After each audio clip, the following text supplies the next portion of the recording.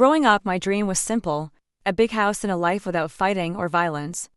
When I was 25, I was a decent person, Christian-ish, trying to do the right thing and very inexperienced with dating.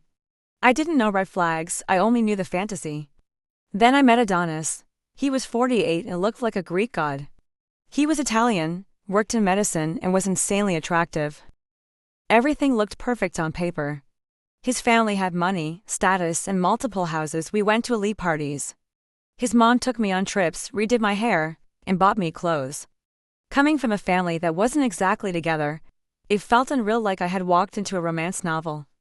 I was completely starstruck. We moved fast, and I ignored my gut. I crossed boundaries I regret.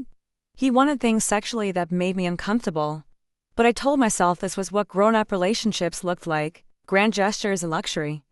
About 2 years in, I found out he had a male companion overseas. He was bisexual and cheating, but I still didn't leave.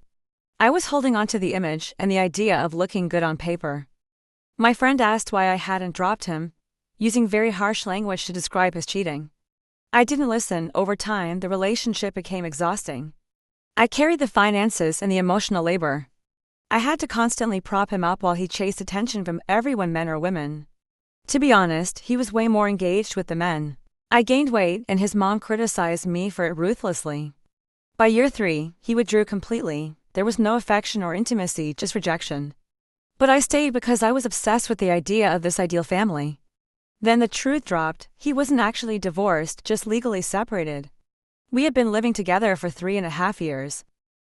He was miserable, and I was miserable. Then he told me he wanted to go back to his ex-wife, claiming it was the right thing with God. I didn't cry in front of him.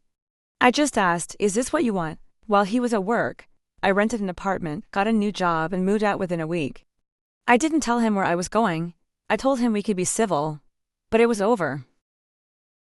I lost the weight while living on my own and felt so relieved.